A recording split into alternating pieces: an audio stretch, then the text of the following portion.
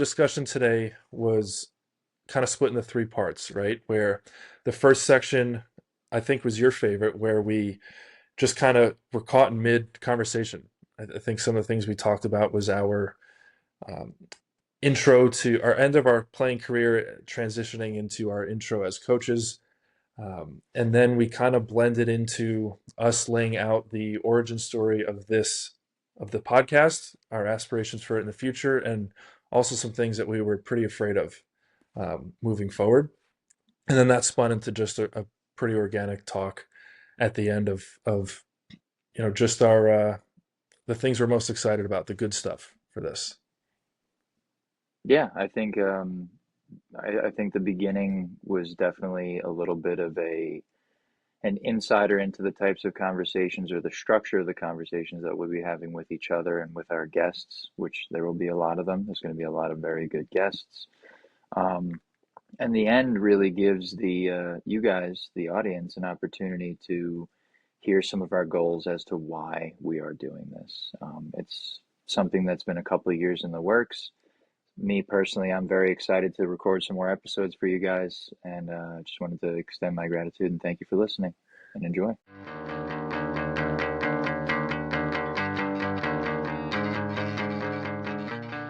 I know, but still, listen, nonetheless, I'm not going to let this take away from the excitement of this new beginning, the birth of this whole process, because it's been something that we've been talking about for a long time, frankly.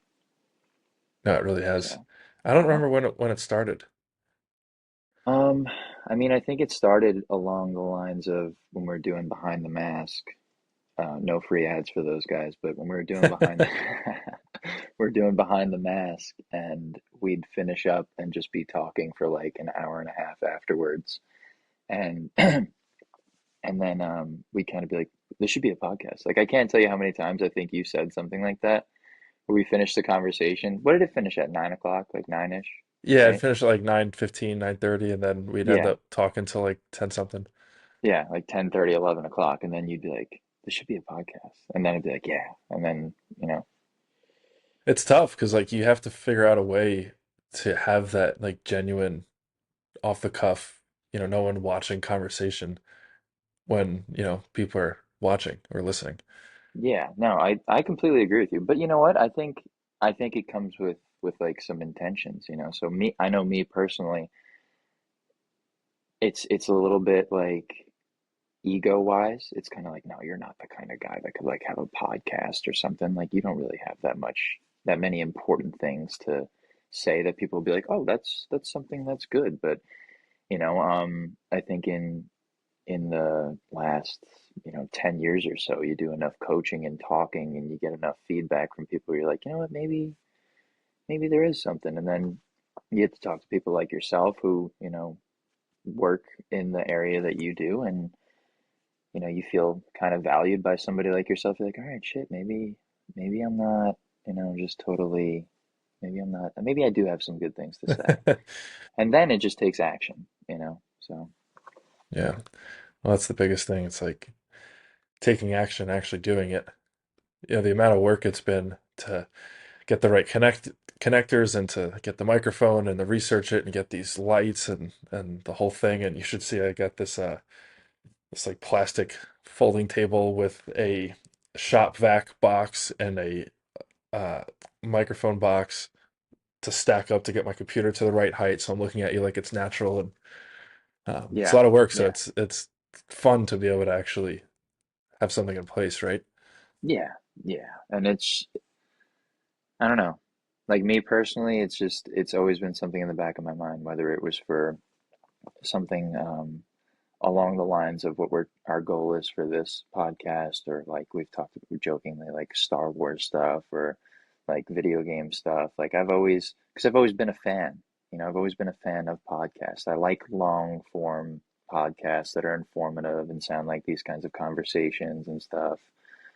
Because to me, like if I had this conversation with a parent this past weekend during winter workouts, and he was like, we talked about, what because he was a college athlete, we talked about, the stuff that you remember the most, and it's the locker room stuff. It's talking to your teammates about what just happened, or talking to your teammates about what you're going to be doing later tonight, or talking to your like getting that nice conversation with a coach or a former coach where you talk about the stuff that used to go on, or the bus rides home from a weekend series and how you stopped at freaking Chipotle way too much and stuff like that.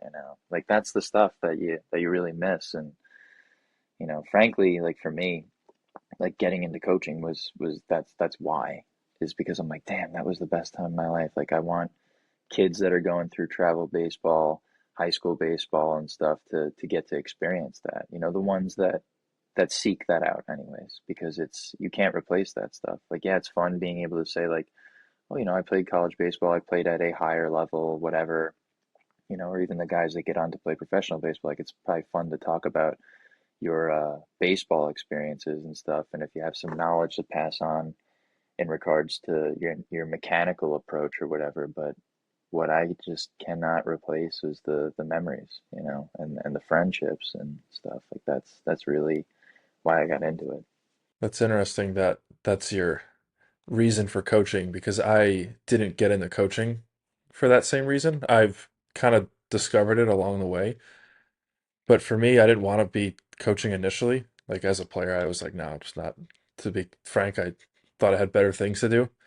I was a pretty good student, had other aspirations, and um, I do remember I just wanted to give back. I was like, I had the thing as a player that I loved the most was figuring out how to get better at something and like going through that. It's like that path towards improvement was the thing. I later learned that helping someone else along that journey is actually more rewarding for me than going through it on my own. But see, I wanted to give back. I had all these different thoughts in my mind, things I had learned, experiences, and whatnot. And it was like, because I didn't plan to be a coach, I was like, this is going to kind of die with me, figuratively, if I don't do something with it. It was one of the things I had a belief in where it was like, there's a way I think about this and a way I can understand it that's unique just from being around other players, particularly catching, because that's what I started off with. So I wanted to like spread that and help others with it. And then through that, sort of the art of coaching that we've spent so much time talking about, like I've gone through that journey and have been trying to improve at it. And that's been the new thing. Yeah, Um, yeah, because that in itself is a grind similar to being a player. You can't lose that.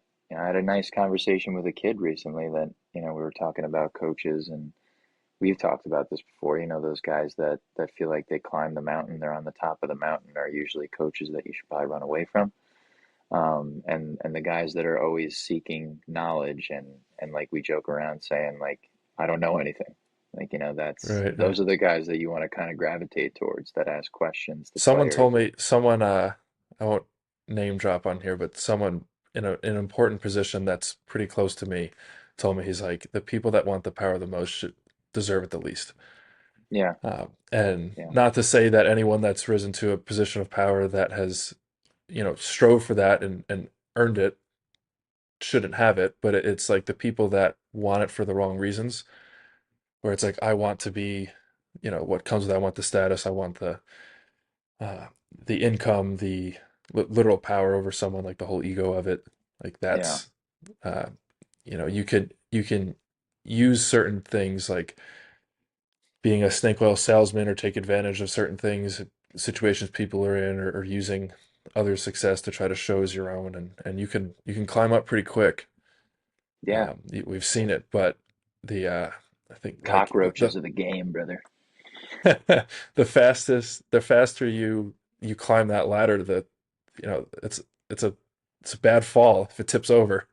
Yeah, Are you standing on a 30-foot ladder or are you building, something more stable?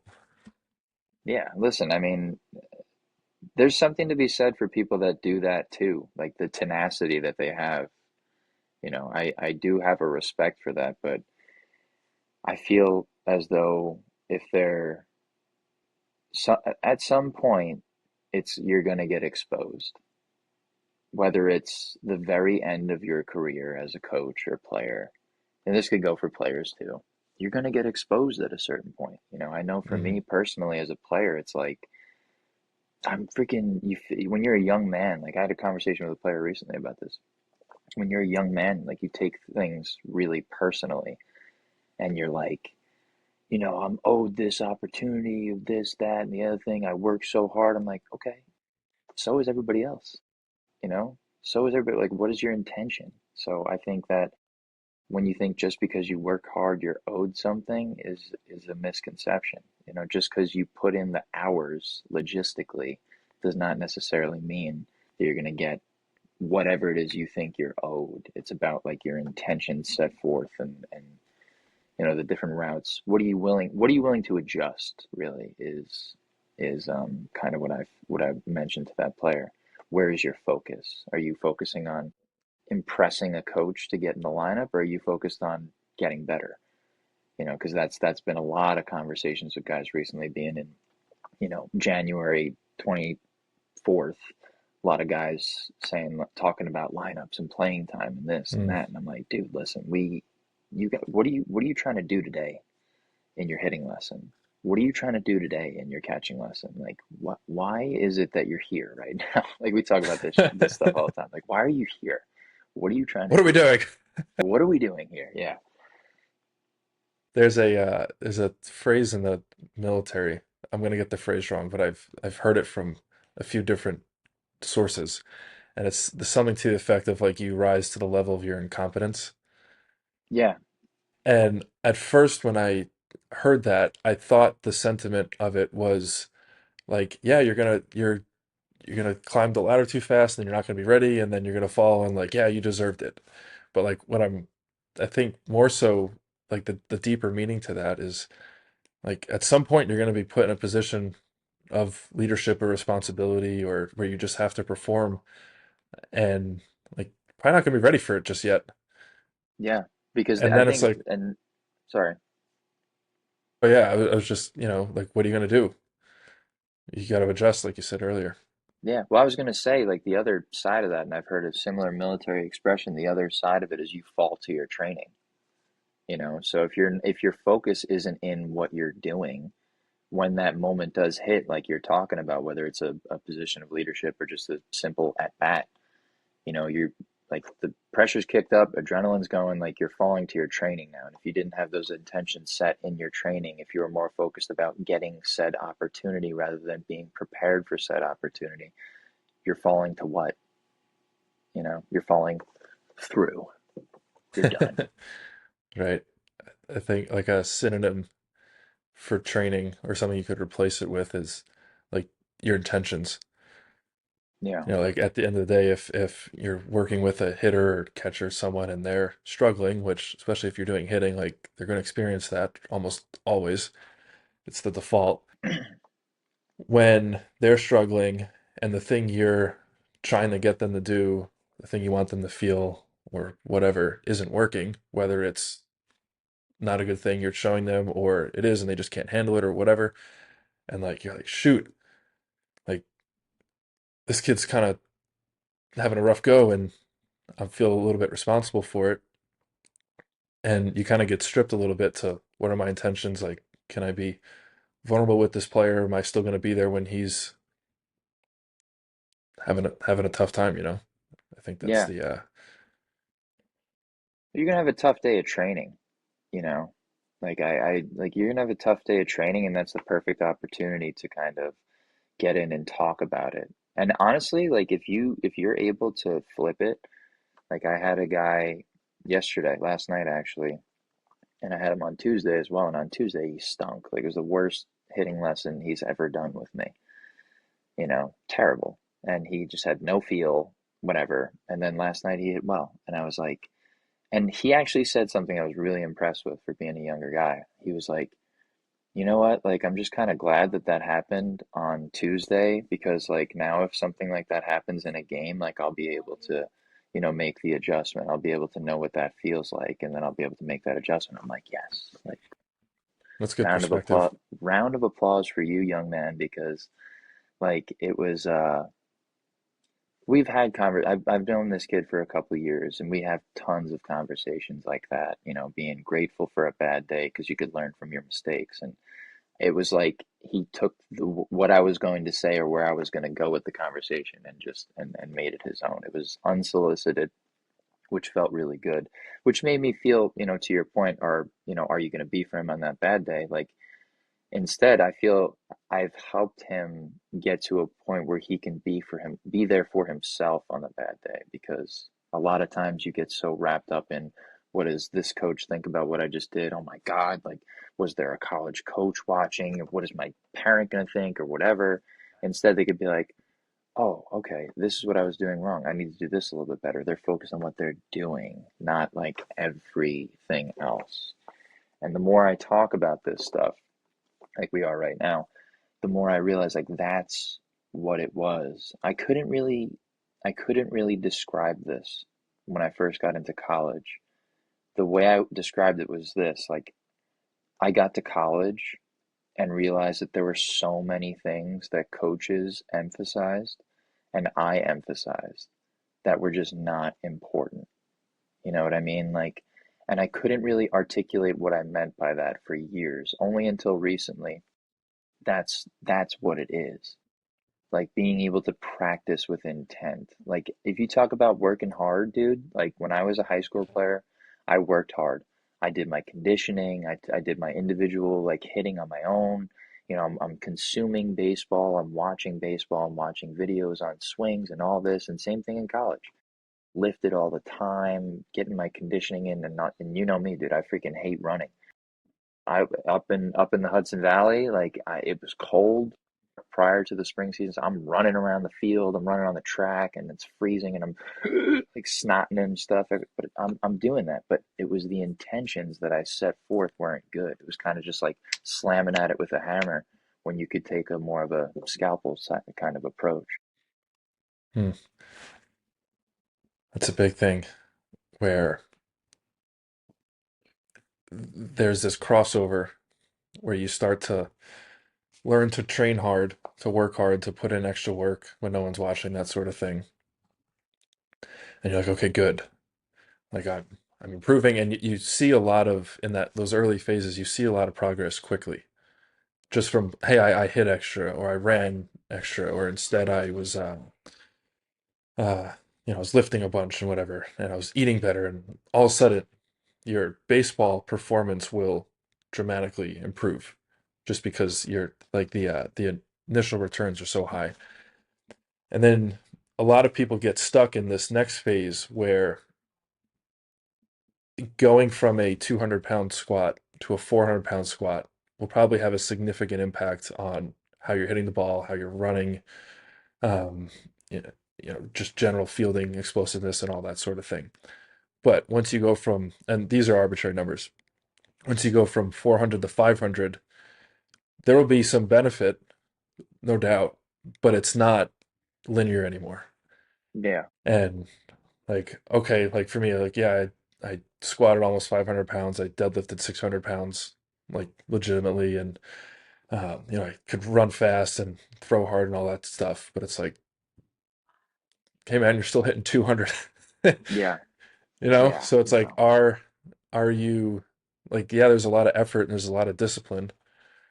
That's good. But is that bringing you to, is it showing up in the way you yeah, want? And I'm not saying that I mean, you know me, I have that uh, strength conditioning background and all that. Like, I'm not saying that, oh, you shouldn't be lifting, or, oh, it's a waste of time, or, why do you need to be strong if you can hit the, like, but at some point you have to be able to evaluate yourself from I guess, a more holistic lens.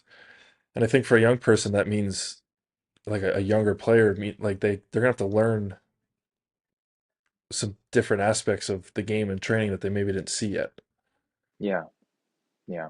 But it's hard to seek that out. I think instead of kind of saying this is a waste, you kind of need to make sure you stay on top of that stuff, but you need to seek more information from somebody. Problem is I mean, nowadays I think it's very easy to get access to these kinds of information, which the availability of it doesn't necessarily mean quality. Um, but I will say that, like, once you're made aware of something, like, hey, I'm hitting 200 and, I'm doing all the things I should be doing. I'm spending extra time in the cage. I'm, doing my lifts. I'm doing my team lifts. I'm getting my work squared away and everything. Kind of need to take a little bit of a step back and either if you have a good coaching staff, kind of try to get cued in to them and ask them kind of what's going on. What was that thing that you thought that you need to be made aware of, or that thing that you need to seek or discover? Like, what are you alluding to? Because I have something for me. Um, for me, I think I think it was getting focused on what I'm doing specifically. Like when I think about a moment of the most struggle that I faced in my career, it was my senior year, and it was because of the reasons I just described and was talking about with this kid the other night. Like I was the strongest I've ever been. I was the fastest I've ever been. I was catching great, and during that time where I struggled offensively, I was still catching very well. You know, but I was so focused on big picture. I was thinking, I'm playing Division 3 baseball, and my career's coming to an end, and I'm thinking like I need to have these kinds of numbers. I need to hit this many home runs so that I can have a chance going down to a Rockland Boulders tryout and try to play indie ball for a year or two, just because I still wanted to play. Um, but then I realized at a certain point, I'm like, my goal is it's an end result. And if my fixation is on an end result, I'm missing something that's happening in the moment, So, and it took a while, but I pretty much just kind of surrendered to the moment. I spent the day, and I think I've told you this story, but I spent a day where I went home. I went to my, college house that I was living at. I cleaned my entire room. I cleaned out my car. I, I I just did all this cleaning. I had to get myself centered, and I just started like stacking like little victories on top of each other. And then at a certain point, I really just felt better about what I was doing on a day-to-day basis. And once I was able to get squared away like that, everything else just felt like it was coming together, and I got more centered in what I was doing. And then it all kind of culminated with such a positive experience in the last conference tournament that I played in, where we're warming up in the outfield over at Cortland, and I'm just like, damn, dude, I'm like on a team where I'm having such a rare experience. I love my coach. I love my coaching staff. I'm playing with my best friends, childhood best friend who I grew up playing little league with since we were 5, 6 years old. I'm living right now with one of my best friends who was a teammate of mine. I'm looking at all these guys. I'm throwing with our pitcher. I'm like, damn, dude, this really is something, man. And I had a really good conference tournament. Unfortunately, we didn't win.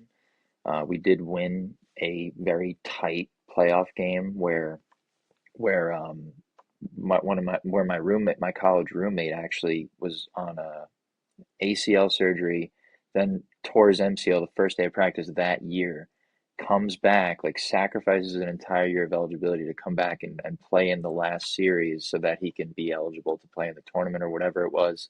And he gets up in the last inning and hits a walk-off single. Like it was just like Oh, that's so cool. such a sick experience, dude. Like I will forever be grateful for the fact that I was able to kind of reel it in and say like, dude, just be where you're at. Like just be where you're at and then the work will kind of take care of itself. I got so like big picture so early on because I wanted to keep playing. But then I'll tell you what, Mm, I stepped off the field when we got eliminated by Oswego. We got eliminated and I got off the field and I was like, I'm done. Like that was it. Like I'm done. And coaching fair. had kind of picked up a little bit for me, but it was just I felt like that was it, and I felt okay with it, which is something that I felt like I was fighting so hard in the beginning of the year, because it's just so much of your identity is doing this grind over and over and over again. Like I was like, if I could just hit this many home runs and hit this batting average and keep catching like this, like because I knew my catching was good enough for sure, but it was the hitting and it was the power numbers that I was chasing. I was like, if I hit this many home runs, I always hit pretty well for average. I was like, if I hit this many home runs, I can, I can go down to a tryout. They could look at my numbers from the last 2 years. I could take a really good round of BP. Like, I could keep going. I can keep playing, and then, who knows what will happen. But then going through that season, I finished it up, and I was like, I'm good, man. This is supposed to be the end of the road for me. It's emotionally draining, right? That Oh whole my God, dude. experience. Yeah, dude. So I'm glad that you had that realization like then and there, like, okay, I'm done. Because the end of my college career was a little bit different. It's interesting how you bring up how you were so focused on the big picture stuff that like you had to just be more here and now. And obviously, like I think uh we can all be more present. But for me, I was so focused in the what I'm doing day to day in terms of like being productive in activities and whatnot. I knew that that was setting me up for the bigger picture of, being drafted and playing professionally one day and all that. But what I didn't realize was the experiences I was living in that day to day was actually like strengthening relationships with friends, building experience that would one day help me as a coach, which again I didn't plan on doing. Um, you know, other teamwork skills like leadership lessons and things like that. Like I wasn't aware that those types of things were building and preparing me for something else. Um, I forget where I was headed with that.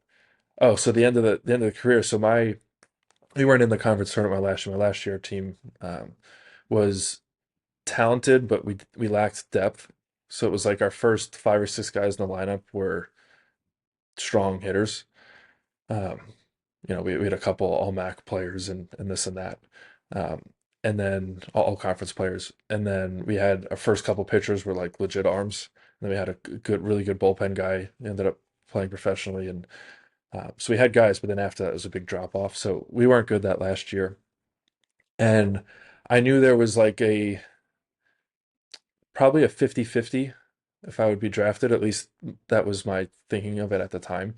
So I'm like, I'm probably gonna go play again. I'm definitely gonna like go to tryouts or swing a bat again. I'm gonna throw again. So I knew that that wasn't my last day of baseball. So I kind of, in a sense, took it for granted. Like I was like, okay, this is over. Like, okay, we're done. Um, and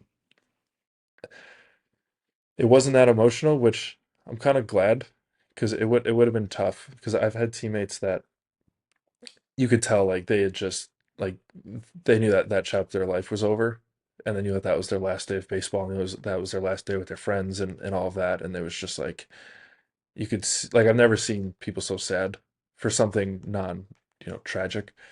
Yeah, I had a similar experience too with that. Like a lot of guys, it was the funny part for me was it was like we lost handedly to Oswego. They kind of beat us up. I don't remember the score, but they beat us handedly that last game. And I'm cleaning my stuff up. I'm at the end of the dugout, and a junior, our shortstop that year, he like dude stone cold whatever, like a good friend of mine in college. I'm like picking my stuff up. I stand up whatever, and he's standing right there. He's bawling his eyes out, and I was like, it gave me some like I appreciated it a lot because I could see like he was crying because I'm done. Like he's crying because I'm done. And then another guy, the sophomore pitcher, who I kind of took under my wing. It was kind of like a dude, you ain't shit. Now this is college baseball. Was our relationship the year prior when he was a freshman and I was a junior? Like, dude, you got no baseball card here in college. Like, I don't care about your high school performances, whatever. But I, took him under my wing the next 2 years and like same thing, he's freaking crying like a little puppy dog. And I'm like, wow, like I was proud that that's how I was leaving. That that's the impression I was leaving on these guys that were going to get to continue playing for another year or two. And I was like, damn, you know what? Like I think that's why I felt it was my time. And then, we get outside the dugout and I'm seeing all my buddies that are all seniors and we're all crying now because we're all like, damn, dude, that was because we recognize like how special that stuff was. Like it was Mm. insane. So like I understand exactly what you're talking about in regards to your teammates, but my experience was it was interesting. It was, and it's something I'll never forget that day. Did you go Have you through a had like bitter some phase? scene? Um, no, no, because and this is why I was so exhausted because how you're describing your end and how it wasn't emotional for you because you're thinking, I'm going to go to workouts. I might get this opportunity where, I'm not saying that it wasn't emotional at some point, but I'm saying like it sounds like the end of your season, you were kind of like, all right, what's It was next for it me? wasn't emotional at the end of that season for me Yeah, as the baseball player. It yeah, was, sad because college was over. That was the last game of our program's history, and like my teammates, like all of that was a lot. But that didn't transpire. Like we were in Western Michigan, we still had like a 10-hour, 12-hour bus ride back or something. So it wasn't like that was it. I stepped off the field and gone. Like I still had another couple days to kind of send it off yeah. um, from a baseball perspective. But continue. Yeah, I mean, so for me, I had a similar mindset in the beginning of the season because I knew when I transferred to New Paltz, I knew that my goal was to get to play independently, professionally somewhere. I knew that I was not going to get drafted, obviously, dude. You're going from a Division 2 school to a Division 3 school. You're on nobody's radar. You're not hitting home runs. You're not freaking, whatever. You're not putting up these crazy numbers. I'm like, the draft is not that it's been so far out of the scope for a while, bud. And I'm like, you know what? Maybe I could play for the Boulders, maybe, some sort of professional independent team just to do it for a couple of years. And I talked to my parents about that and they were cool with me doing that. Um, so that's what my goal was to do well enough where you merit some sort of an opportunity post college, even if it's independent baseball and you're not getting paid very much. That's fine.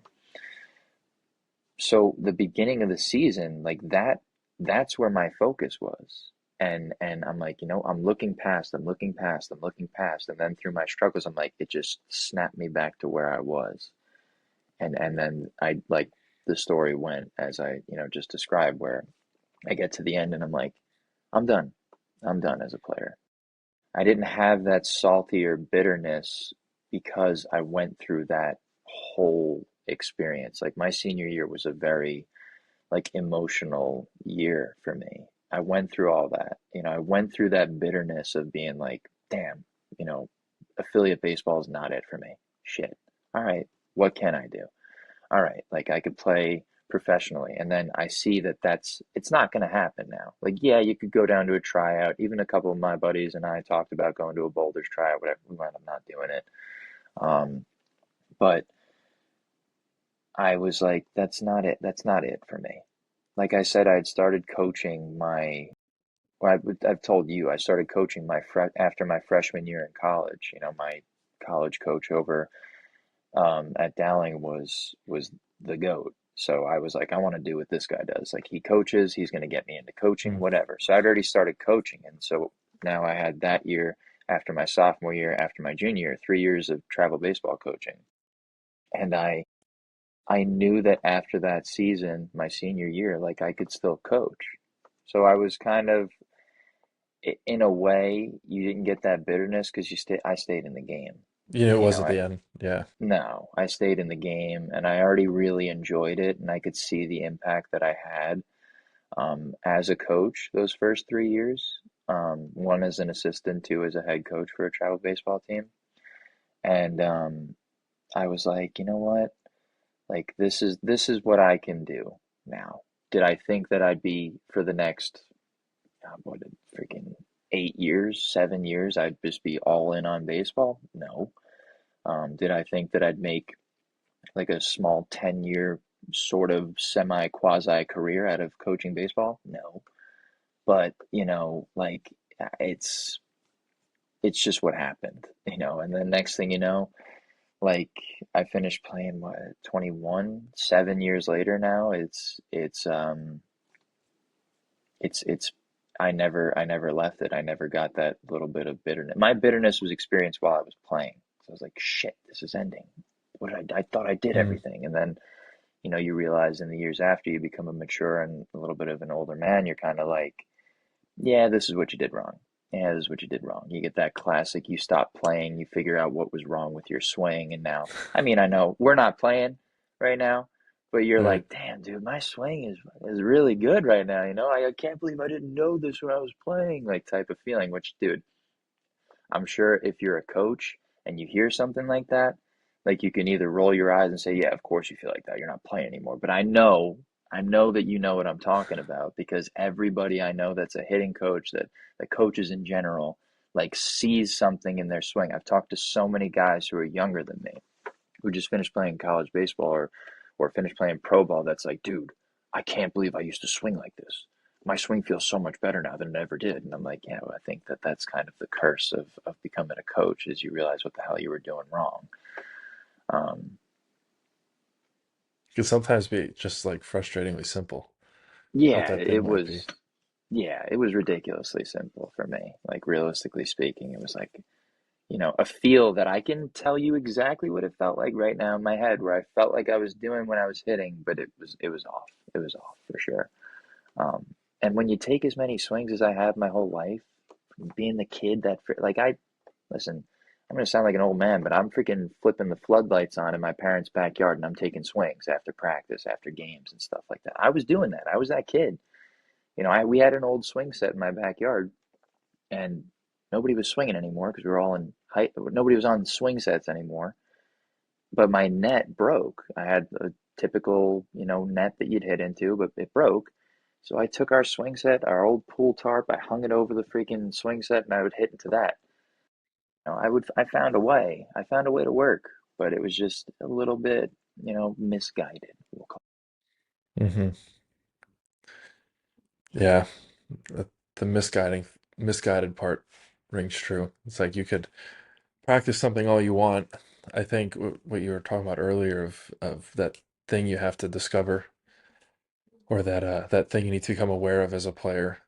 Um, for me, from a hitting standpoint, it was like, what is it that I should be doing?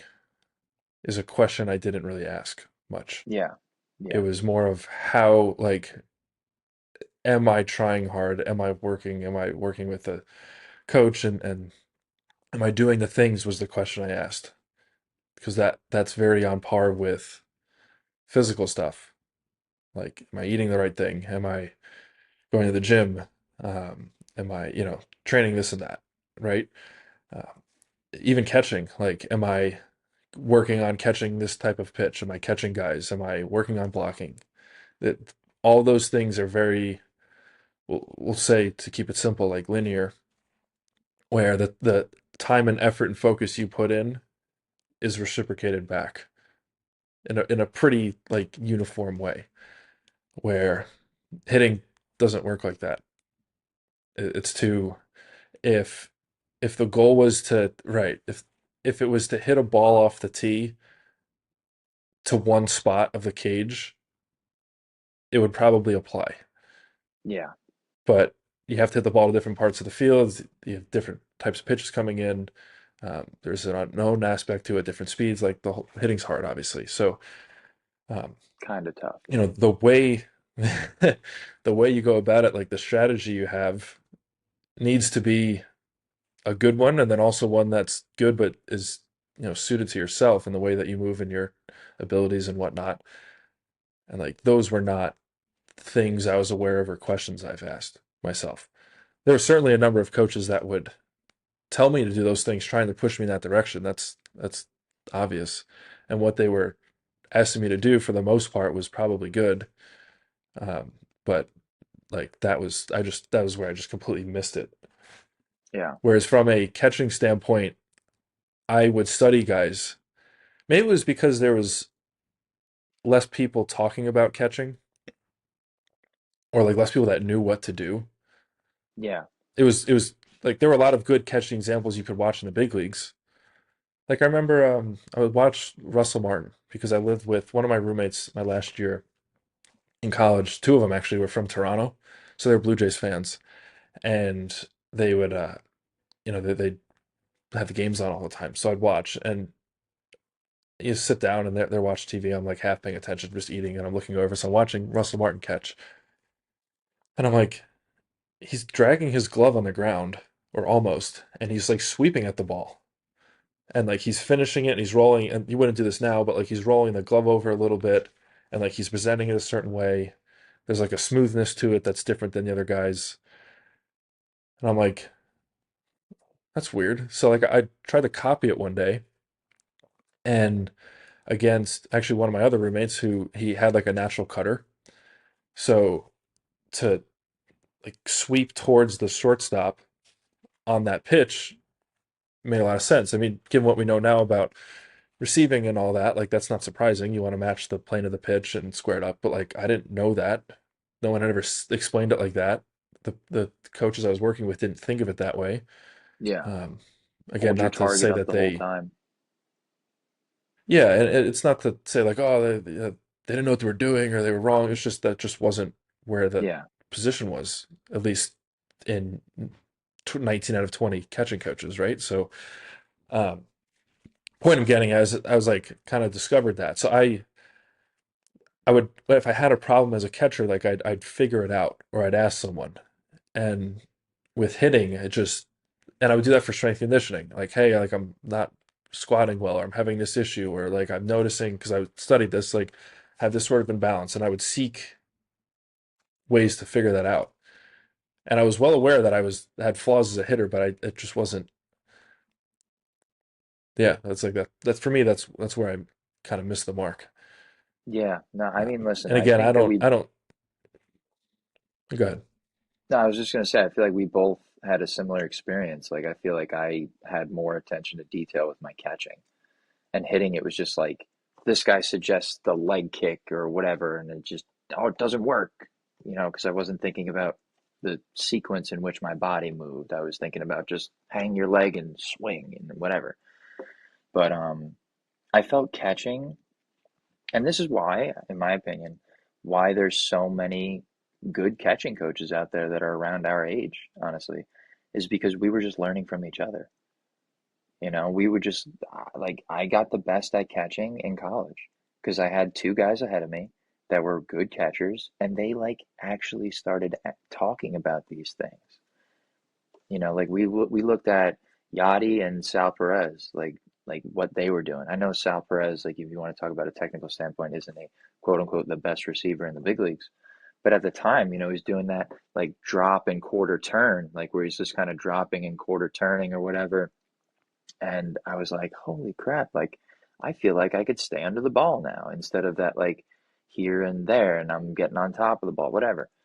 But I started actually taking a serious interest in these things and doing different drills geared towards it and then talking about, the pitch is moving like this and you got to keep depth so you can whatever. So I just I didn't have that same approach to hitting. I didn't have that creativity.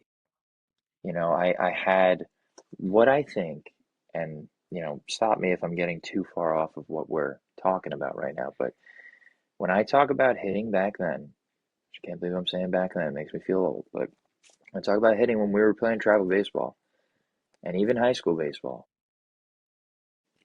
Dwayne, hit the ball the other way. And just do it. Just figure out a way to hit the ball to the right side. And the part that's good about that is because it let me say, all right, let me stay here and whatever. But it didn't talk about really what to do with your swing to hit the ball the other way. Just do it, right? So that allowed me to make some sort of a move with my body to make the ball go that way, right? Now I feel like that's lost because it's kind of like, okay, yeah, we need to feel good sequence. We want to feel we're using lower half, upper half, good direction, whatever. But kids trying to make that happen instead, it's like, Johnny, I just threw you 5 pitches in a row. You flared them all to the right side. What part in your brain? Why isn't there a part in your brain that says, let me try to pull one now? You know, where I felt that's something that we did when we played, where it was, okay, I just got beat. Let me try to be early. I see a lot of like the same mistake repeated over and over again because they're focused on some sort of like mechanical thing. And I see it whether it's somebody Hmm. I'm training, somebody else is training. I'm watching BP, for college guys. I'm watching BP for high school guys. I'm not seeing like that adjustment. I feel like the answer is Yeah. that combination. Yeah. It sounds like you're kind of talking about like excuse me, an internal or an external cue. Like, hey, hit the ball that way would um, force your body in a way to move a certain way, right? Which in this case probably helped with something you were dealing with. Um, yeah, when you talk about how when we were playing in like travel ball years, so this is in the uh, like the early 2010s, like late 2000s, early 2010s, and it was very like outcome oriented. And I don't mean that as in like results oriented. It was more like if I hit the ball over second base too much, then I have to try to hit the ball over shortstop. Like that was the Yeah, the focus. And then it would be, from my perspective, it was like if that wasn't working, someone would tell you, they'd give you some sort of verbal cue that would be internal, external, that would be like throw the hands down or stay through the ball. And you try that for like a swing or two. And then if it didn't work right away, it was here's another cue, try this instead. And it was just a lot of that where I think the thing that I didn't understand as a player, and I don't think a lot of us did, was like what is the foundation, like what matters in the swing? What can kind of be what's kind of extra, what's on sort of the outside of it, and like what's the core of this movement, what's really important, what are the most important couple things, understand that, and then make sure those are happening. Where I think that that's where a lot of the focus is today in coaching. It's like, oh, like his load's not good, so we're spending all this time on the load, and that kind of leads to what you were saying, where like now the kid's so focused on like the angle of his back hip.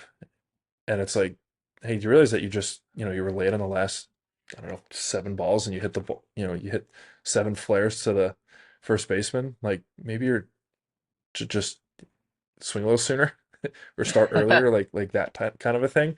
And it seems yeah, so obvious, but that kid's only been fed the mechanical stuff. yeah. So it's So it's like that's a this long way of this whole saying like cycle. I know because it's like you want to give that external cue, but it's like then at what point are you overloading the guy? You know? It's difficult, yeah, to know that. It's different for each guy.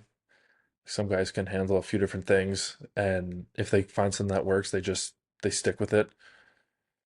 Some guys, and I was this way, if you give them 3 things, it's too many. Give me one thing, let me try it for 10 or 15.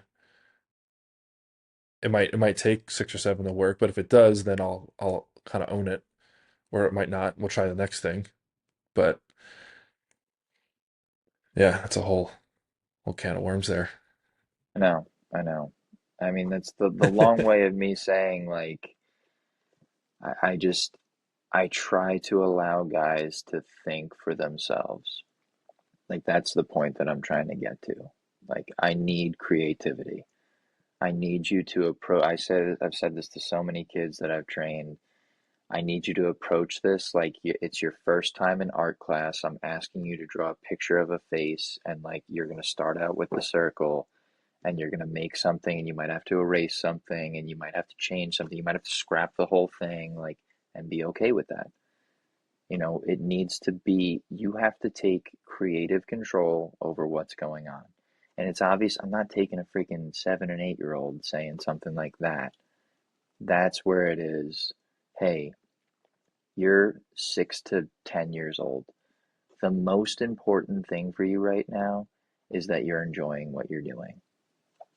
If you've been training, if you have good contact skills, you got good hand-eye coordination, you're getting to between 8, 10, 12, 8, 10, 11, 12 years old. Okay, we could start to talk about, you know, different quote unquote more advanced things.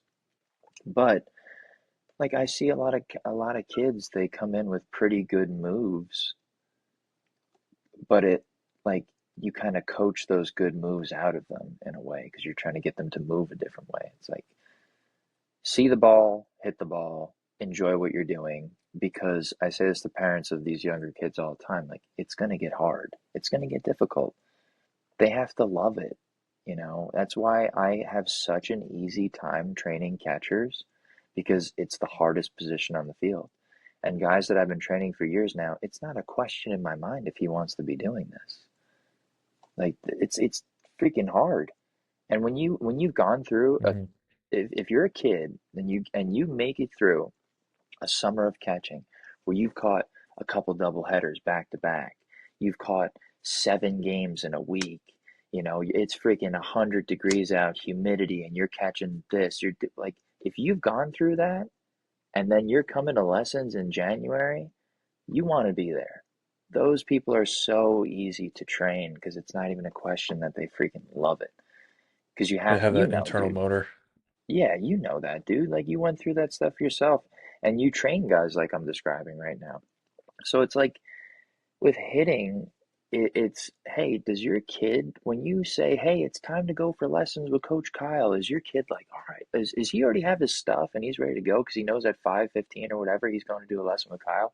Or is he just like, you're pulling him off Fortnite and he's like, oh shit, like, oh, Hmm. like it shouldn't feel like work. It should feel like, dude, the most freaking exciting part of your day.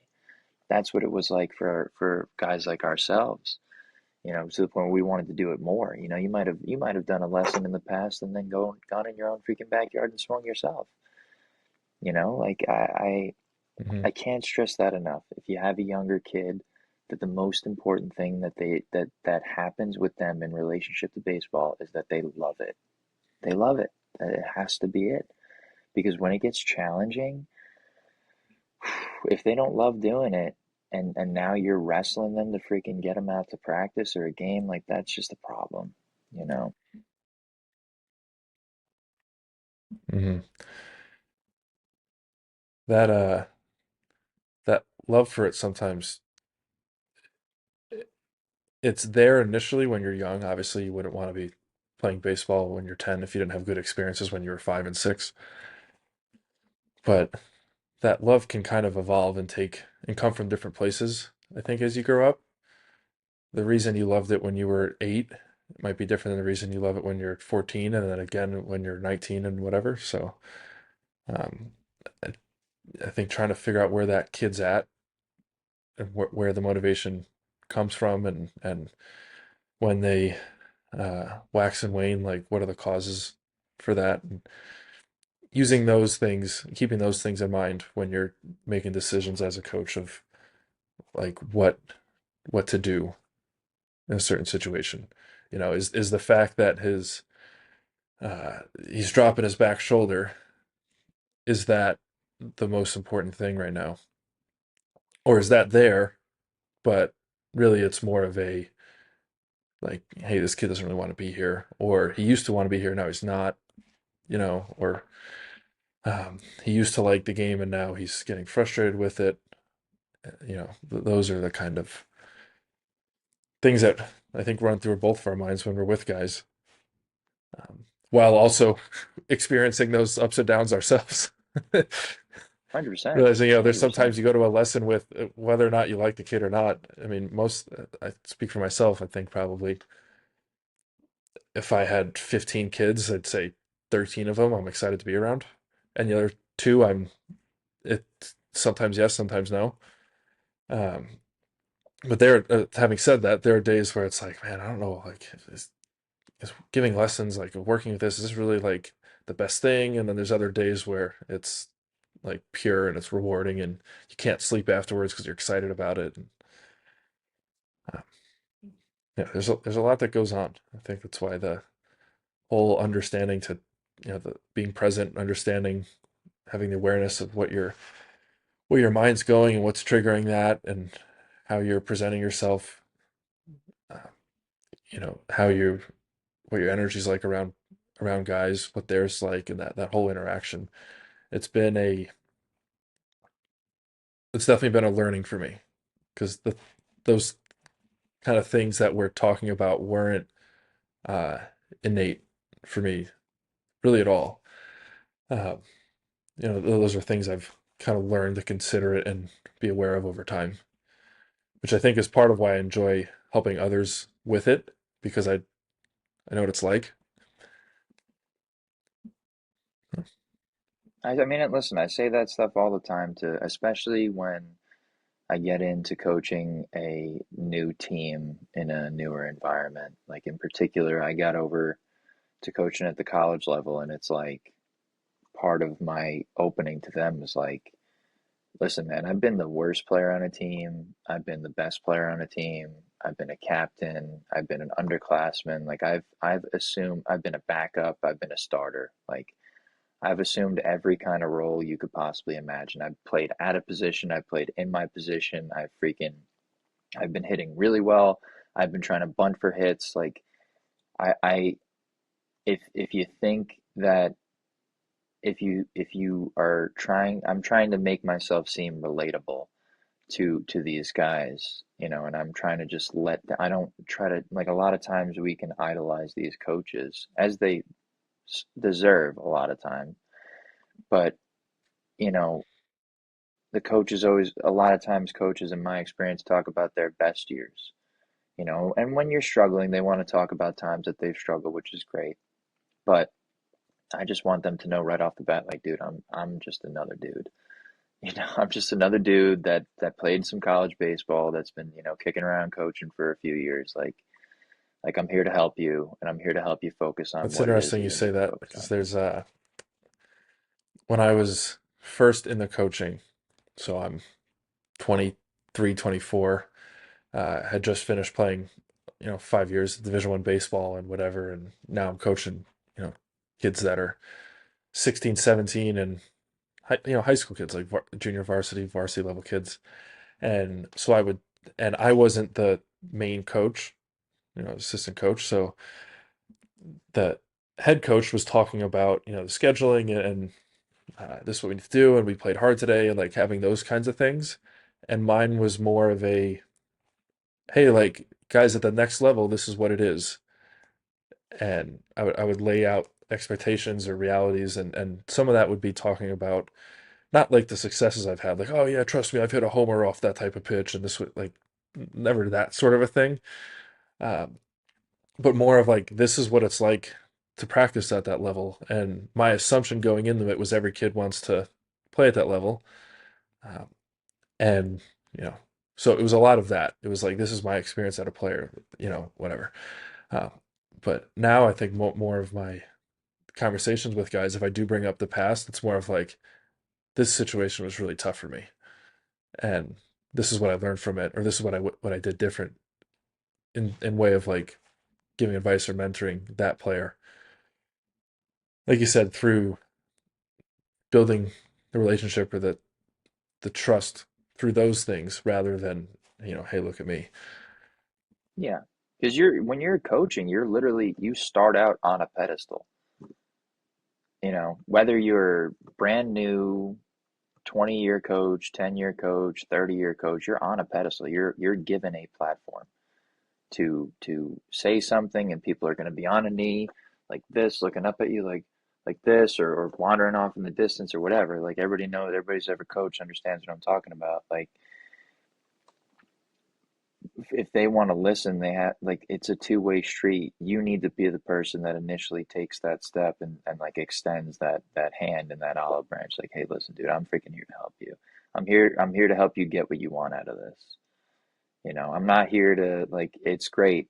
Like, the guy over at St. Joe's, the guy who I had, coaching at Dowling for the first 2 years of my college career, says this all the time, like, we we win because things are done a certain way. Like it's not win at Mm. all costs. It's not sacrificing whatever. You made the sacrifices. You're a freaking college baseball player. You made the sacrifices. You're a high school baseball player. You made the sacrifices, whatever. You're making the sacrifices, whatever it may be. But like you don't just win. You win because things are done a certain way. You win because of the small things here and there. And you win, like, I can't tell you how many teams I've been on or coached that were really solid teams, And then when it mattered, or you're playing in a playoff game, you just didn't win, so you got eliminated. But like, could you replay that season 10 times and there's a championship run in there for them? Absolutely. But you only really get one season with that one team when you're talking about a high school or college level because guys are moving on and graduating and whatnot. Um, but you just win because and on that particular day you played the game the right way. So if you can preach playing the game the right way and you can preach guys doing their jobs, being like in the moment and focus on what they're doing, like it just increases your chances when the game is on when the game means something, when it's an elimination game, you have a good chance of getting out on the winning side of that.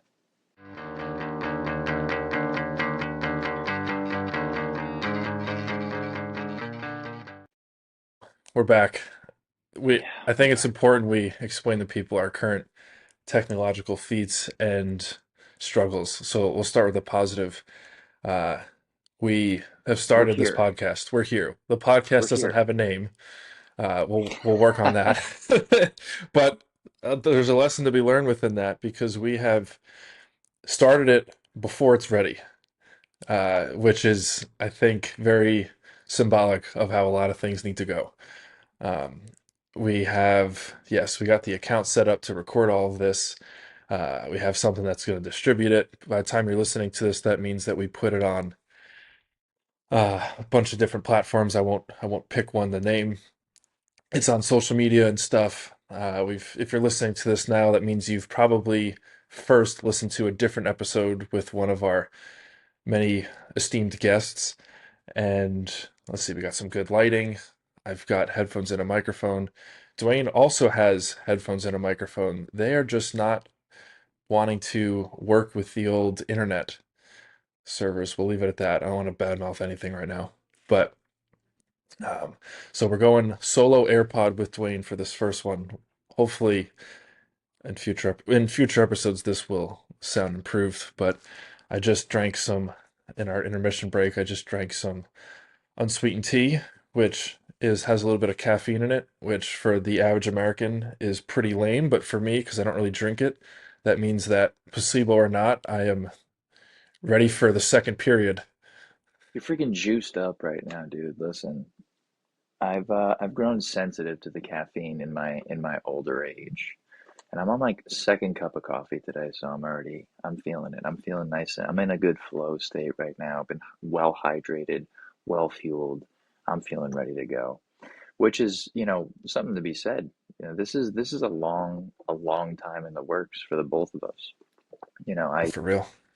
Yeah, I know. I know we spoke about it earlier, but it's like it's kind of surreal. And I think when you consider doing something like this, it's like you just kind of described, it's not something that you ever really feel ready for. But I'm just grateful to be here. I'm Oh, grateful likewise. that, I think we're planning on doing like weekly pods, whether it's with a guest, without a guest. I it's like I said earlier, it's hard for me to kind of wrap my head around the idea that somebody is interested in what I might have to say. But you know what? If you're here, maybe I said something in the past where you're kind of looking for the origin story of this whole podcast. And Hmm. part of it is so I can talk to my friend Kyle every single week, I or know. more frequently when we're talking about planning Right, this right, stuff right. out, selfishly. Oh, I agree. I think, yeah, I think this episode serves mainly for this episode's recorded on January 24th of 2025. It won't air on that date, but that's when the two of us are talking to each other. And I think at some point, a year or two or three or 10, that'd be sick, into the future when people look back on this will be a cool um, kind of like time capsule.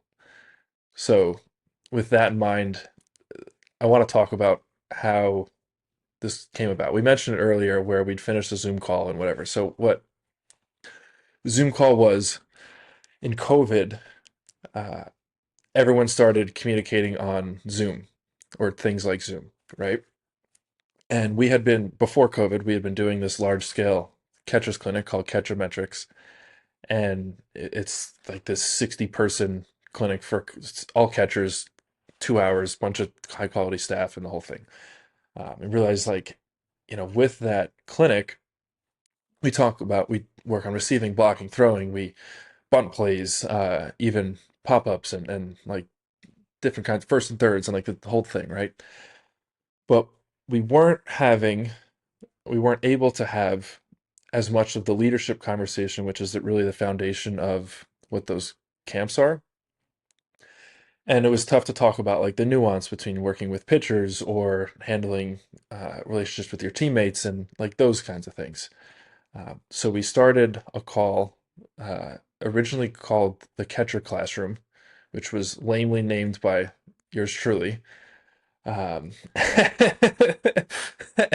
and it was first just me, and I was posting. I would show like analytical stuff and then video breakdown, and this was like right after I was hired in professional baseball, so I was just like, hey, I got all these info this things that aren't really they don't trickle down to the amateur player, right? So things that now in 2025 are pretty commonplace, like receiving metrics are more important than um, blocking metrics in terms of impact and things like that.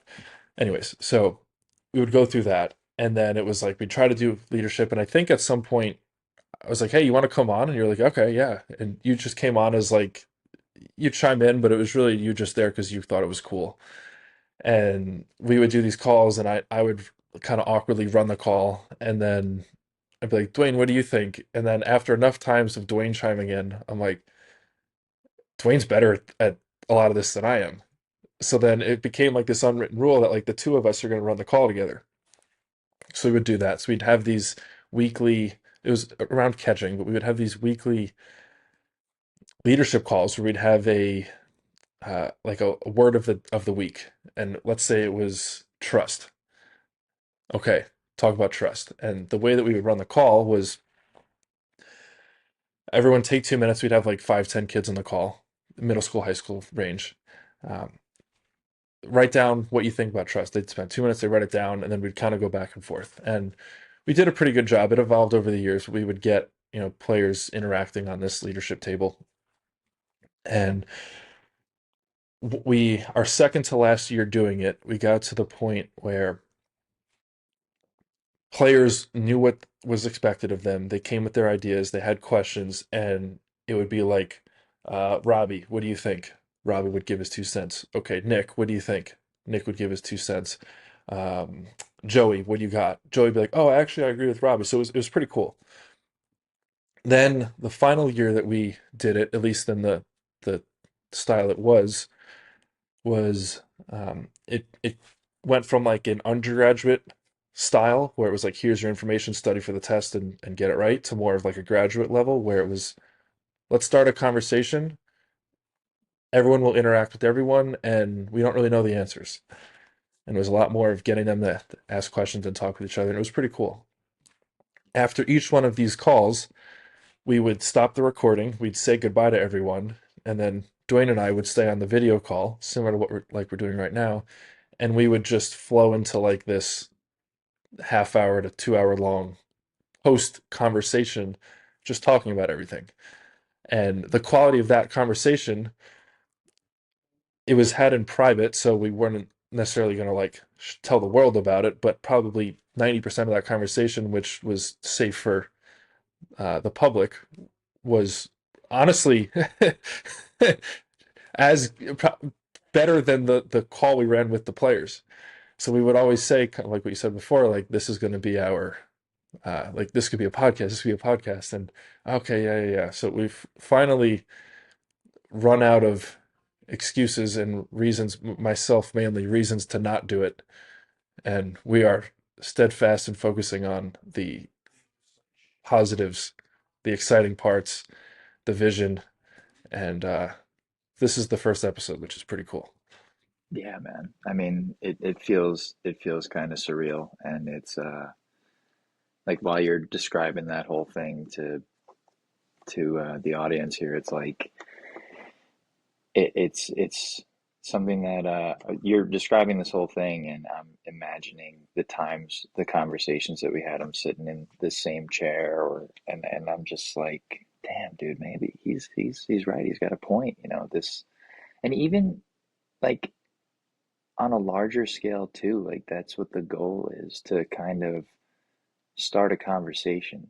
If somebody's listening to this right now, I want to like empower them to think about these kinds of things in regards to baseball, in regards to their own leadership roles, and in regards to their own lives, because like frankly, these are skills that we subconsciously acquired through the various leadership roles we attained as players, and that kind of, you know, evolved into what our roles now are as coaches, instructors. Like it's it's something that's applicable to anything, really.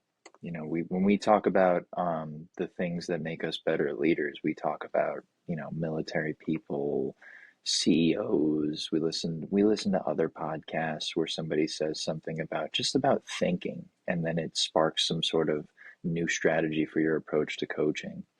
So that I think that's kind of where we felt we could be a little hamstrung, because it's baseball. We're talking about baseball. We're talking about coaching. We're talking about hitting. We're talking about catching. Like, and the overall message though is that this is really applicable to your life, whether you're somebody who has a normal 9 to 5, or somebody who works overnights.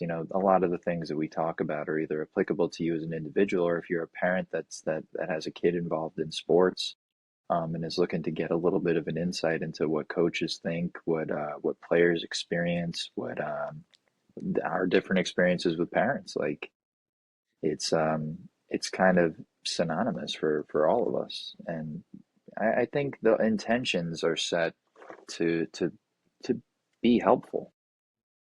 To be some place where, like a safe place where people can kind of go to and say, "Wow, these guys, are kind of giving I listened to this, and now I feel more informed. I feel empowered to, impact somebody else in this kind of a positive way, which is, ultimately the goal.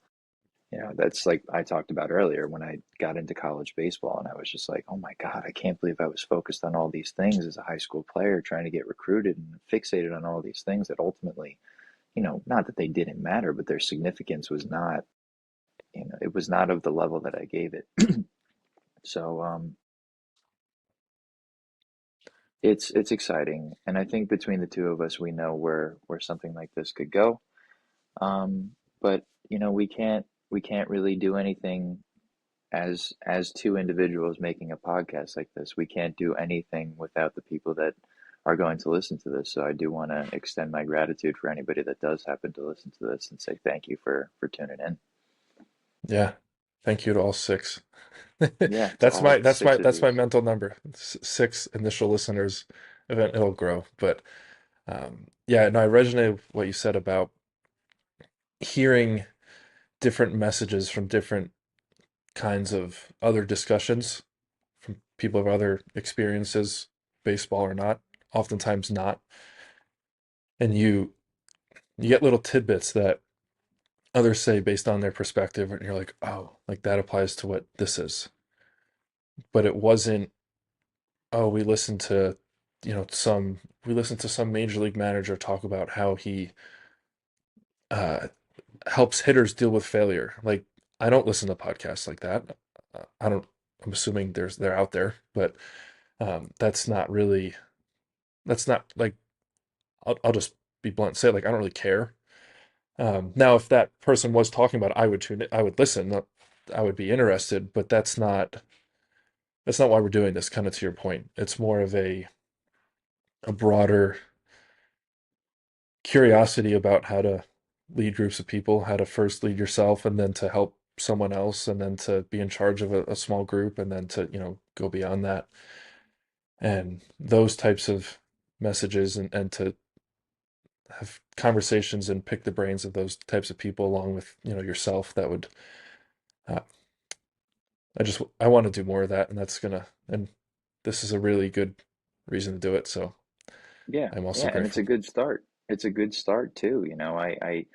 I think that people will understand we're kind of working within our parameters right now. And what I mean by that is, you're going to see a lot of baseball people on here. We're going to make a lot of baseball references. We're going to talk about a lot of baseball things, whether it's something as simple as, a relatable little league baseball experience all the way to college and some sort of professional experiences based on some of the people that we might have on the calls. And with that being said, like a lot of the guests that we have, especially in the beginning, we're going to be talking about some baseball things. So if you're a baseball person, man, this might just be right up your alley.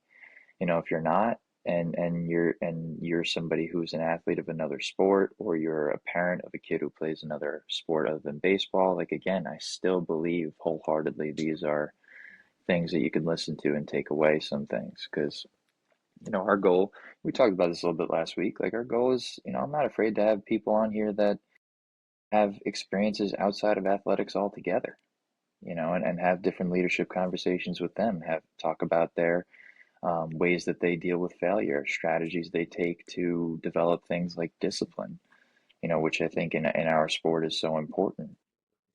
And even somebody like, listen, even somebody who's a freaking awesome manager or something at some job, like I would love to hear what they have to say too. And yeah, we'll make connections and draw connections from our experience because that's what we're working with right now.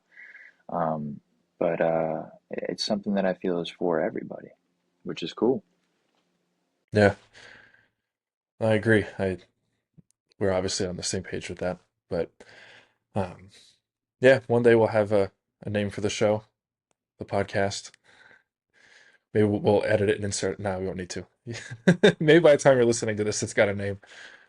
Yeah, and you'll see a, Uh-huh. a video of Kyle wearing something completely different, me wearing something completely different, where it just quickly snaps in and says and then it's the podcast name. Oh, that'd be Yeah, brutal. we're totally gonna do that. Yeah, that would be absolutely brutal. Now you're just gonna get the name of the podcast is the podcast right now. So, but I just want people to, I just would like people to be, uh, to get to know us a little bit over the next couple of podcasts, which is cool. We'll talk about our journeys. We'll talk about our experiences in and outside of baseball, on and off the field, and I'm sure we'll get a point where maybe we can even take some questions from people, which would be cool. Um, but what I want, what I kind of want to be known too is that we're gonna we're gonna sometimes make some mistakes. We're going to maybe say some things that people don't necessarily agree with. But if there's one thing I know, it's as a coach, I say this every single season. I am open to the idea of being wrong, whether it's on a projection about what your team is going to be, whether it's on the idea of somebody that you think might not be an impact player shows up and is an impact player come the end of the spring, end of the summer. I'm open to the idea of being wrong because that's exciting to me. It's exciting to have somebody chime in and tell you and broaden your perspective. And that's really what our goal is here, to broaden your perspective, kind of shine some light on things that we believe are important and deserve emphasis, but it's also free form in a sense where, we might have some people on here that have different beliefs and different perspectives than us. And I'm excited for that, honestly. Like just as much as I am excited to get on these calls and not these calls, to get on these episodes and talk about these kinds of things with you. I'm excited to hear the different perspectives because I know that we've talked about an extensive list of people that we could have on this podcast, and I'm so pumped to hear what they have to say. Now, I've gotten to talk with a couple of them thus far, people that we both know individually, people that people that I know, people that we both have relationships with, and I'm super pumped to have these people on because I think that you guys out there are gonna love listening to what they have to say. Yeah, the word that comes to mind as you're going through all that is just it's like a growth opportunity. That's how I look at it. Something I want to get better with is speaking in front of groups and then having conversations with different types of people and getting into an organic flow with someone quicker. Being more natural with it, being able to navigate maybe some different opposing viewpoints, and then also, having a stance on something, and then, realizing like, oh, actually, if my thoughts have changed, I'm going to shift on this, and being able to go through that. It's a, you know, for me personally, something that excites me about the future, not even just with the concept of this podcast, but just in general, usually the things I end up choosing in terms of opportunities to pursue, where it's like, what am I gonna be like on the other side of that? Like after I do this, after I try this, after I screw up at this, after I have this experience, meet this person, whatever, like what is Kyle after that look like? And is that someone that is, is that something I'm going to be proud of now? The answer is yes. Then like, okay, that's what I want to do. Um, and for the most part, that's actually, yeah, I mean, pretty universally, that's worked so far. And Yeah. I view that as I view this as one of those things. Yeah. I mean, listen, like for me, doing something like this is good because it allows for another involvement in the sport that I love. It allows for me to like it's like anything else. I talk to kids about this all the time. Like anytime you have a coach, I don't believe that there's a coach out there that that is trying to hurt your success and hurt your individual progression. I think everybody's trying to help you get where you want to be, where you need to be. Um, with that being said, like that's what I'm here to do.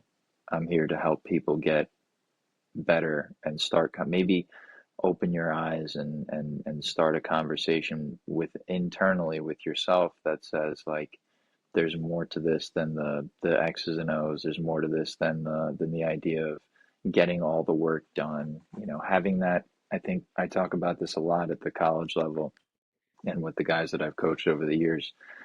Something I learned from one of my college coaches is that you need to have that second, third, and fourth layer of thought into what you're doing. You know, if you're kind of just surface level, going through the movements, going through the motions, there will come a time where you're kind of hamstrung by the idea that you're not taking those levels of thought into what you're doing.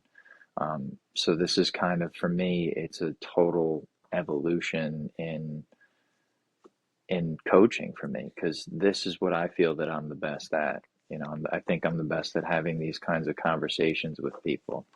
You know, do I think that I am logistically a pretty good like hitting coach, catching coach, on-field coach, base coach? Like, yeah, I think I'm pretty good at those things. But I feel like my most value is in having these kinds of conversations with players, having these kinds of conversations with other coaches. And something I just want to put out there too is when I talk about other coaches, other players, like my firm belief is coaches are always asking players to make adjustments. That's what people always say about baseball. It's a game of adjustments, right?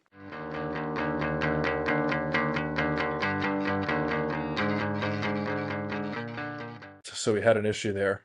Thankfully, that was all saved, but we'll just have to awkwardly restart. So Dwayne, you had started to say something about uh, you wanted to say that coach your gripe with coaches or something along those lines.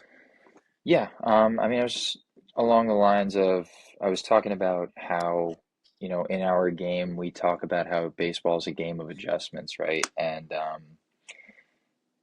part of like my gripe with the whole thing is that coaches get to a certain point where it's either through experience or it's through time, which, you know, can be seen as synonymous, but through certain experiences or time that they don't make adjustments anymore. They fail to make adjustments. And I have always been somebody as a coach, I wouldn't necessarily say as a player because I think that was part of my Achilles heel was feeling like I had stuff figured out. But as a coach, it's always being open to learning, always being open to being wrong, finding a better way to do things. And I think that's what's helped me mature as a coach. And that's really the approach that I'm taking with this podcast right now is that um, this is the idea of doing something like this makes me a little bit uncomfortable. Oh, of You know, course. as you know, you take that first at bat as a younger kid in a playoff game at your little league, up until high school, you're playing in a county championship game. You go to college, you're taking your first college AB, and I'm sure some of the pro guys that we might be talking to can, give us some insight into their mentality going into their first couple pro at bats. It's this makes me uncomfortable, and I'm doing this whole podcast form. But I've done the studying in the form of listening to people's podcasts. We've talked about doing this kind of thing for a couple of years now, and it's time to go. So we mentioned this a little bit earlier, but it's time to go. It's not a perfect start. Great. We had our freaking app crash here. Great. I just, but I can't. This is something I'm passionate about doing. Like I'm passionate about these conversations.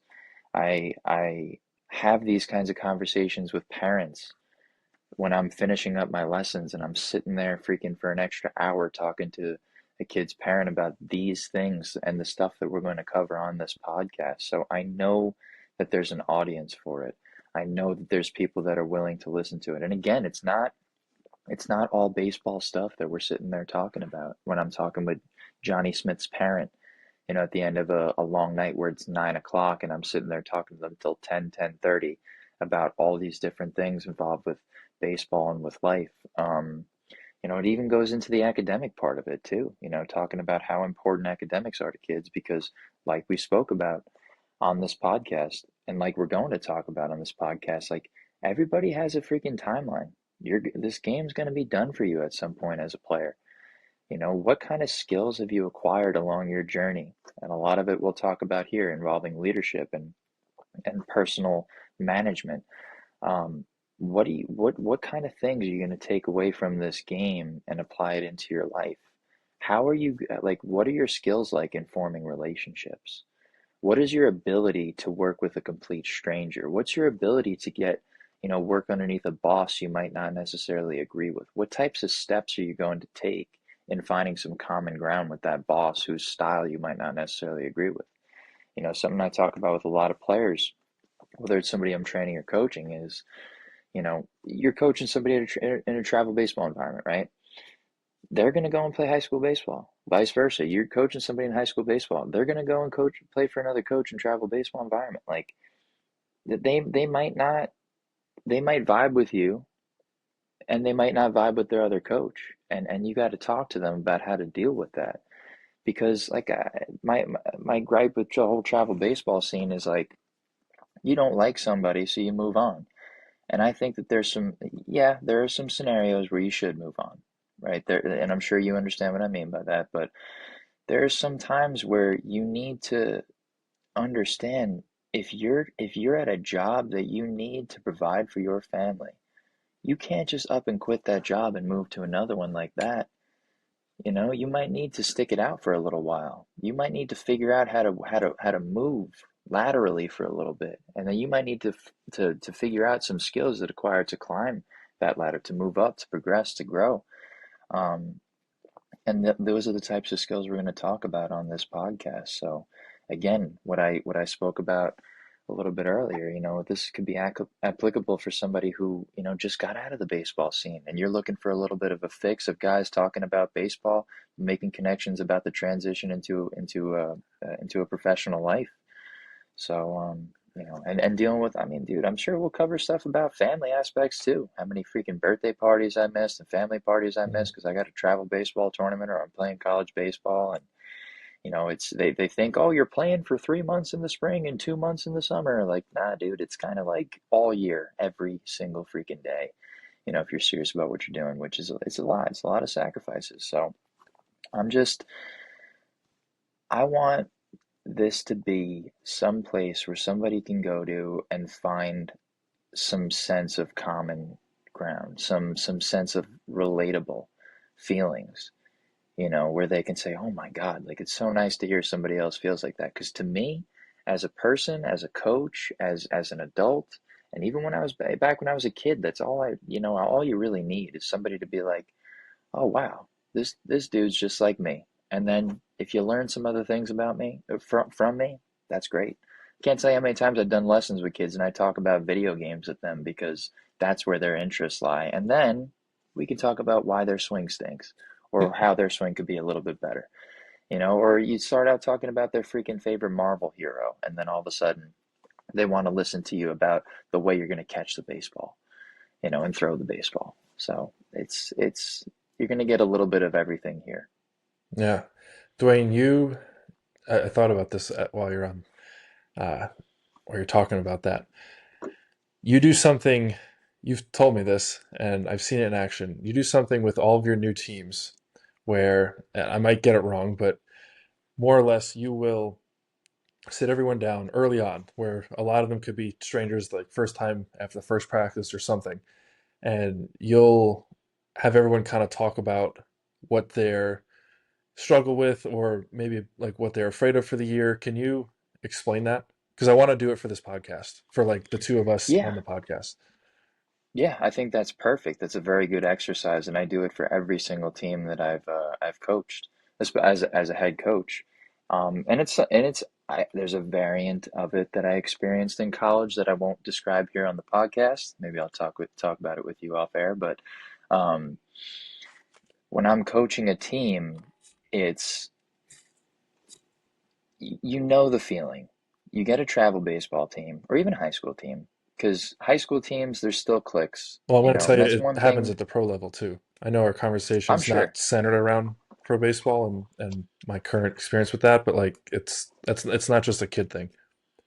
Yeah, no, 100%. There are cliques, and that's fine because you're going to be friends with who?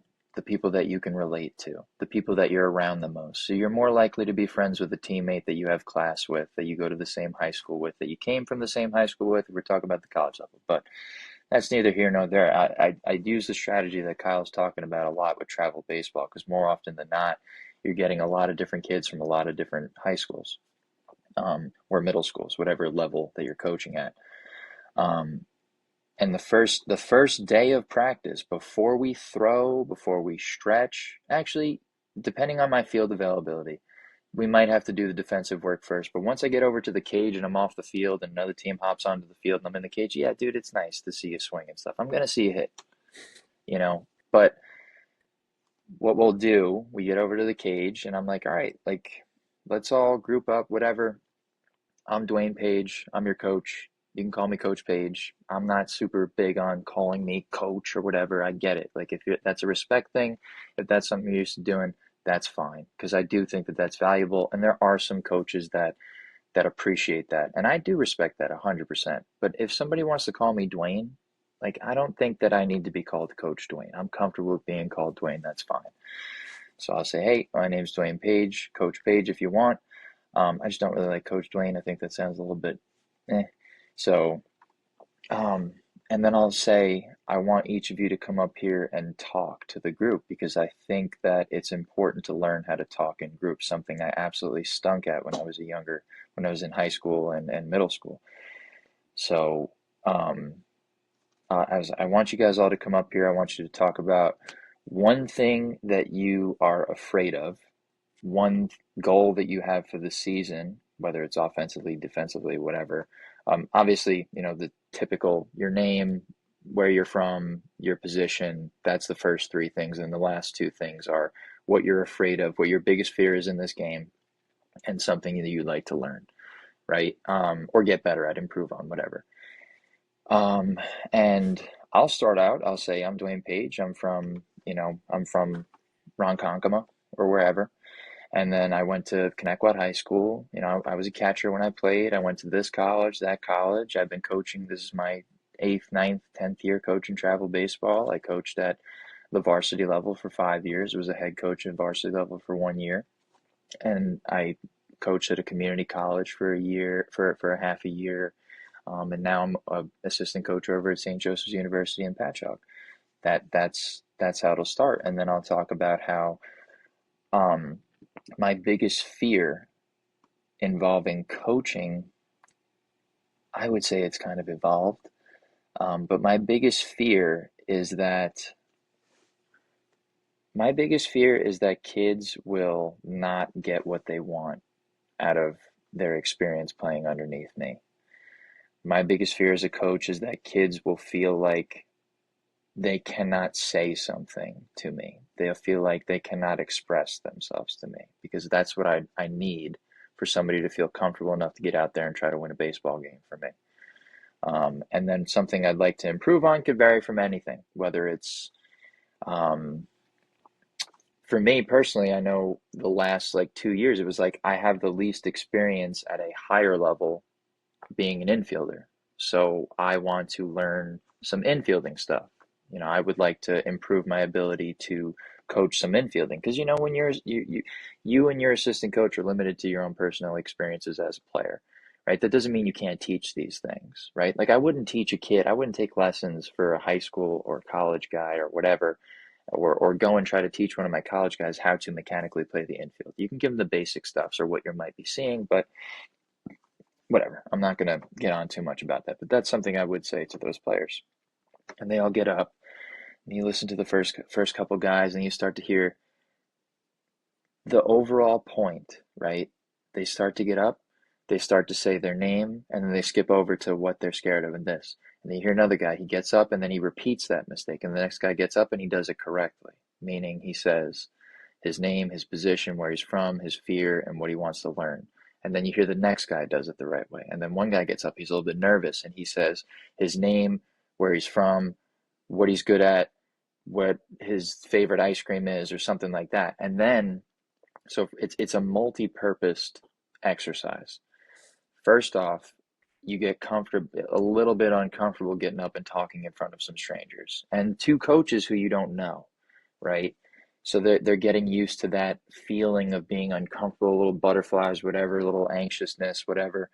But also you see what happens when you don't listen to instructions, or you did listen to instructions, but then your nervousness and your feelings start to kind of overtake and you forget what the heck it is you're supposed to be doing, right? So as important as it is for me to get them up in front of a group, because it's you know me, and the people will get to know me a little bit, maybe our 6 viewers for the beginning. I'm big on trying to help people become leaders, but and that whole exercise is good for that, because if you can't get comfortable talking around your own teammates, how are you going to do that in your high school varsity life, in your college baseball life, and then in your professional life, in your career, really? And also, like, being able to do your job under pressure, right? Your job was, John, I told you you need to introduce your name, where you're from, your high school, your position, like that stuff, and then talk about those two things. And I just listened to four guys in a row completely mess that up. Talk about the freaking color car of their parents. I didn't ask you to do that. I didn't want you to do that. That's not the assignment right now. But because you're, and now all of a sudden they pop up and they're talking about their first dog's name. You know what I'm saying? So as much as it is important for them to get up and practice being able to talk in that kind of a setting, and talk in front of a group, it's super important for them to be able to learn how to deal with the anxious feelings too, and still be able to execute. Hmm. I love that. You had told me that you do that before. I obviously I'd heard about the tell me what you're afraid about part, or what scares you. I didn't. I wasn't aware of the other steps to it. I like that. Yeah, because you're The, watching it unfold. You know what I mean? You're mm, watching the compiling mistakes, or the effect of, say you and I are going back to back. You get up there and you do it the quote unquote wrong way. I'm next. I now have a question in my mind. I'm like, shit, like, is that the way or like, I mm, now doubt what it is that I'm supposed to be doing. And I might get up there and then just do the same format you did, but it's like, you don't back up first base. You don't back up third base. You're a pitcher. You don't back up third base on an overthrow now. Now that mistake kind of compiles on itself. Now the guy's taking an extra base and maybe scoring, right? That's the way to bring it onto the baseball field. mhm. But it just goes, it could be anything. It could be, you can copy paste any kind of scenario where you see that breakdown in performance happen from the top, me in that situation, a coach saying, this is what your assignment is, and then you delegate that assignment to the rest of the kids there in front of you, and they get up there, and then one guy makes a mistake, and all of a sudden it's like playing a game of telephone when you're in elementary school. Right. You get to the end of the line, and what you originally said to the first person is completely different now, right? So the importance of staying on task, the importance of you as an individual doing your job the correct way, giving yourself the time and space, like even as I just did right there, I started to talk a little bit fast. Slow that self down, slow yourself down a little bit and stay on task and execute, right? Mm. So I love doing that. And then what it branches off into is a word of the day, right? So every time we meet, whether it's practice, extra hitting, a game, before we do anything, okay, Johnny, you got the word of the day. What's the word of the day? And then, it'll branch off into something fun. Like last year we did Shark Week fact, and kids are doing like shark their favorite Shark Week fact when Shark Week was going on, and it was a good time. But I love doing team building exercises are so freaking important, man. And I don't care what anybody says. I get people are so pumped to do repetitions and get your swings and stuff, dude. But like when your energy level is just it matches your teammates and you're on the field and everybody's kind of gelling, you play better.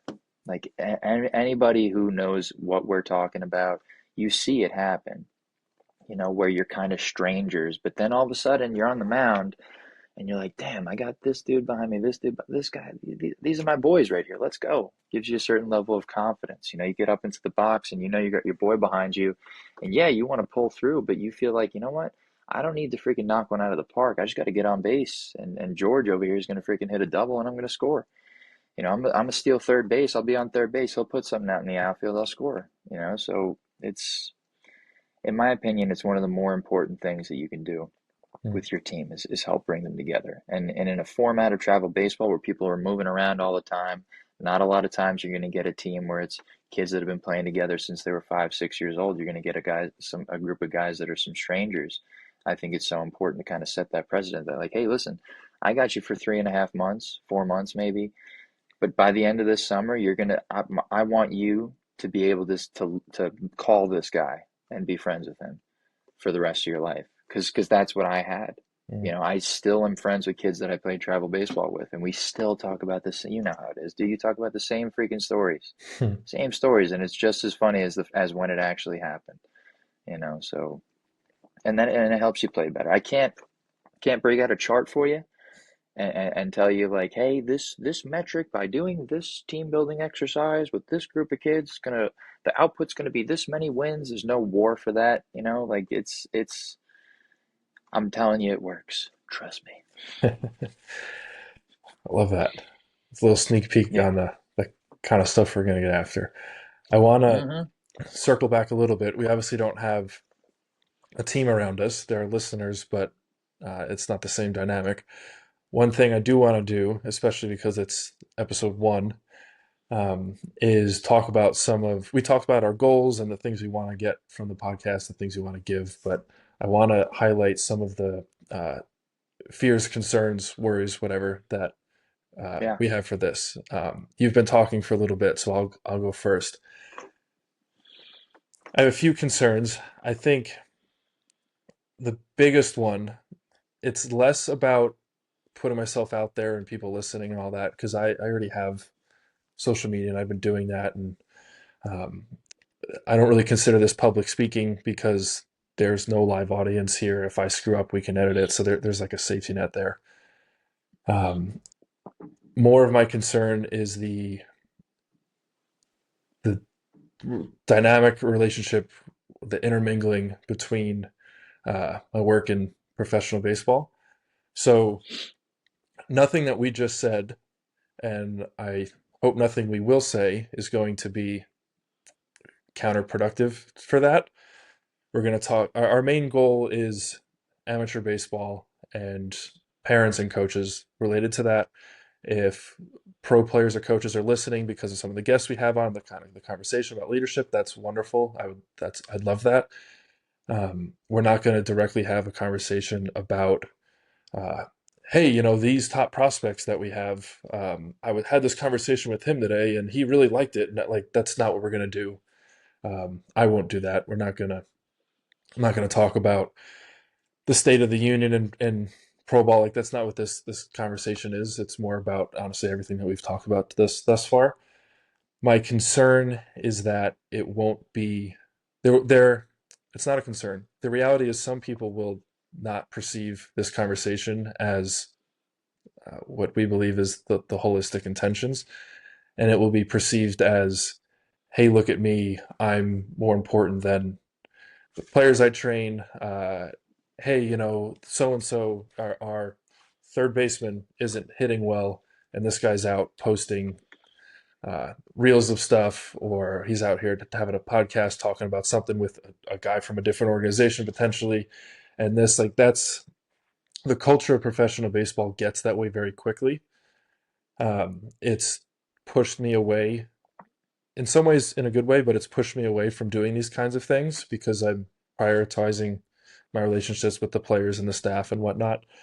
Um, so those are kind of my concerns. What I plan to, well, part of the reason to circle back on the motivation to do this, and in spite of those things, to do it anyways, is each time when I come back on the off season after spending another year in pro ball, another year learning from some really good, very smart uh, baseball minds that I'm around, and getting better at developing relationships with players, making mistakes as a leader, and learning them the hard way, and all of those things. Each time I come back, I realize just how much of a disconnect there is for the amateur player, the parent of the amateur player, and a large percentage of the amateur and private coaches. And I'm not, and we're not trying to sell them on something. We're not yelling from the rooftops that, like, hey, look, I'm the smartest hitting guy. I'm the best catching guy here. Dwayne's the best leader in the Northeast. Like, that's not what we're trying to do. We're trying to take our lessons learned from you've coached the college level, me at the pro level, um, between those experiences, the people we've interacted with, the conversations that I've had with uh, other honestly really good players and coaches, to share that with the young players so they can, let me backtrack. I want to share that with their parents and coaches so they can be better informed and have better conversations and make better decisions with their uh, children and players, and for the kid to give them a chance, whether directly or indirectly, to restore some of the purity in youth baseball, which we could talk about for a very long time, is been largely stripped away. Um, and I see this as a way to give back and to kind of merge the two things. Not to suggest that pro baseball is pure, college baseball is pure, and 12-year-old travel baseball isn't. It's not the case at all.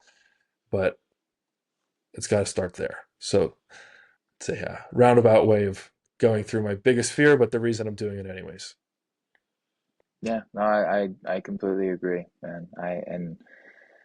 I think that it's something that I talk about a lot with people is that when you have a certain level of awareness, again, it doesn't come from a place that I think that I have some sort of information that nobody else does. I think that frankly, anybody can have the kind of conversation that we're having right now, but I feel a sense of responsibility to have these kinds of conversations on a platform like this to encourage others to get involved, to encourage others to take that sort of responsibility on themselves and be essentially the kind of change that they'd like to see, whether it's in a travel baseball setting, whether it's you're the coach of a 10-year-old travel baseball team, understanding the kind of impact that you have, right? And know that it's about the freaking players, man. Like it really is. I can't stress that enough. Like it's about the development and the enjoyment of the players. That's just something that I've come to. It's not some new realization. It's not some groundbreaking statement that I just made. It's something that I think a lot of people talk about, but I don't think that it's something that a lot of people really nurture for others. It's talked about a lot So, because that's the universally accepted correct answer that you're supposed to mhm. say, but saying it and living it are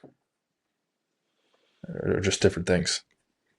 Yeah, I want to provide that kind of experience for my players when I'm coaching them. I want them to have an experience where they can look back and say that they had a freaking good time and they won some baseball games. You know, when my goal as a varsity coach was to help kids win a championship, it wasn't, so I can say, "Oh, I'm a freaking championship coach, baby." It was because like I've won a championship before, and watching my buddies freak out and go nuts over that stuff was insane. That's the best feeling in the world. It's to me, that's why I loved winning, was because it was sick. Like it was just sick watching your buddies kind of freak out when you win in a walk-off fashion. I got to watch in 2012. I got pulled up to varsity, and we watched a walk-off home run in the county champ. Well, one of our guys walked off home run over the scoreboard at Connecticut, which if you know Connecticut High School, it's not a bandbox. It's a big field for a high school varsity field, and he hits it over the scoreboard to win the county championship game, and just going absolutely bonkers. Like that's the feeling that I want my guys to have when I'm coaching them. I want them to like that. That the feeling doesn't happen if you don't care about your teammates. Um, Mm, and to kind of follow suit with you expressing your fears, I think a lot of my fears is the same. For me personally, it's like I don't want to be viewed as somebody who like you kind of said, like has some sort of information where you need to listen, you need to tune in because I have something important to say. I want you to consume what we're saying and listen to what we're saying and talk and start that conversation with the people around you, and to maybe take some of the things, the strategies that we have and put that into practice as opposed to just thinking that we're some, important prophets of baseball or some crap like that. I and a fear of mine too is that people won't do that. A fear of mine is like selfishly thinking that this could all be for naught, and I really hope that this takes off just because like it's fun. It's fun to have these kinds of conversations, and you'll see when you and this is the kind of stuff to give you a little bit of a preview. Like this is the kind of stuff we'll talk about on the podcast. Like you make yourself a relatable figure to your players and you're honest with them, they'll do what you're asking of them and then some. And then when you got some years under your belt as a coach, that you might find yourself talking like being a colleague of theirs.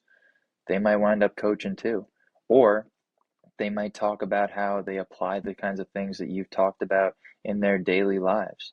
I've watched kids transform their entire life because of cultures that myself and the players around me and the other coaches around me have harbored. Whether it's them holding themselves to some new physical standard and making some sort of big physical transformation. I don't care if the kid hit, 300 and a couple home runs or whatever. I cared the fact that kid changed his life. He changed his life because of the culture that we kind of nurtured in that program. I care about the fact that this guy's an awesome friend, that he's good in a relationship to his partner, that's the kind of stuff that really makes me happy and proud of what I do. So I'm hoping that this that these messages get out there. I'm excited to have the people on this podcast with us because I think that all the people that we've talked about, frankly, have a lot to offer to our audience and to us too. Like I'm excited to selfishly to learn from some of the people that we're going to have on here, people who I have learned from in the past, and I'm sure by having these kinds of conversations here, we'll absolutely have things to offer to us and for our audiences. So I'm super pumped. absolutely. Yeah, I'm excited for that to have people on and just pick their brain on different things. And, these are the things, kind of like what I said earlier, these are the things that I get to do uh, in pro ball. We have so and so, like I'll use, I'll, I don't want to name names yet because we haven't done it. So we haven't done it yet, but have ex coach played at a Power Five nationally ranked program. They experienced playing under a extremely good coach that if I said his name, you would know who that is. They then went and played in pro ball. They maybe then started a hitting facility, or they did something unrelated to baseball, but that was in a leadership sense. And then they came back in the pro ball and they've led positions in pro ball and they're really good at a certain aspect. And they've been able to have tough conversations with coaches that work under them or with high level players. And, you get to become friends with these guys and you sit across from them and you get to have this conversation with them. That's the reason I'm, when I come back and I work with amateur players that I think I'm regarded pretty well is because not because I'm came up with any of this, but because I was just around those good people. So to share that with others is going to be the cool part, but it's very important to me and probably even more so to you that we do it in a way that's natural and the two of us just talking to each other or the three or four Yeah, of us just hanging out and so people get to eavesdrop. That's the you know that's the goal. yeah, yeah, absolutely. And I want to say this too, like we will share some negative experiences too. Like not to, and it's never to really poo-poo on any um, part of this game that we love or any part of life that we all might be experiencing, but really again to use it as a teaching point for others. Um, I might get this quote wrong, but I had heard it either yesterday or a couple days ago on the podcast. But you know, I think it was a wise person learns from the mistake of others, and a fool learns from the mistake of themselves. And I like to take that approach in coaching. Is that I want the people under me, and in this case, in this platform, it's our listeners. I'd like our listeners to learn from the mistakes that we've made and some of our guests have made, rather than make those kinds of mistakes themselves. And listen, don't get me wrong, you're going to make similar mistakes to us. You're going to make the same kind of mistakes that we've made and will make in the future. But just to give the opportunity for somebody to learn from the mistakes that we might have made, or maybe an approach that we took that wasn't too informed or wise, and to be better informed so that they can pass us. I say this to catchers. I tease my catchers all the time that I get at when I'm in a varsity program or a college program. Is like, listen, you got better, right? You did what I asked you to do. You learned from the catcher ahead of you. You became the mature starting catcher to represent our program. Maybe you assume some sort of a leadership role on the team, which is, you are absolutely flying high, dude. But now what do you want to leave behind? And what I mean by that is, how have you impacted the catchers that are going to follow you up now, so that when you leave, this program continues in the direction that we want it to? When you leave, that catcher takes what you learned and is better. That catcher sees the kind of leader that you are and becomes a better leader, if not, or becomes a similar leader, if not a better leader. So that's really my goal again with our listeners here is, you're hearing the kinds of things, stories, ideologies and whatnot from us. Like, what are you going to do with that knowledge now? What is it that you're going to do with those kinds of things? So that's the approach. It's well said, sir. Yeah, I appreciate it, man. Is there anything else that you want to touch on before we wrap up episode one? That will probably be one of the second or third or 20th episode that someone listens to. Listen, if this is the first episode you listen to, thanks for listening to us ramble. I appreciate you guys tuning into this introductory episode. If this is your 20th, thanks for coming back and checking out the origin story. Um, the next couple, what you can expect to see from us, like moving forward, which I'm sure you might hit on a little bit, but I'll just say, like, you can expect to see things like a little bit of a view into the careers that we've had as players, which you've gotten a little bit here and there from the both of us at this point. But we're going to go into like a little bit more in-depth experience from freaking T-ball to college ball, and what's gotten us to this point.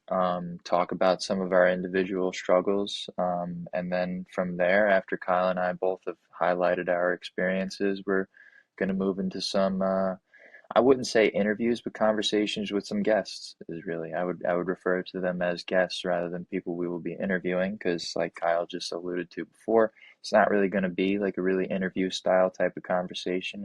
It's going to be more of like a, hey, you guys, the listeners are tuning in and on a conversation between us and some freaking awesome guests that we're going to have on this podcast. So Absolutely. thank you.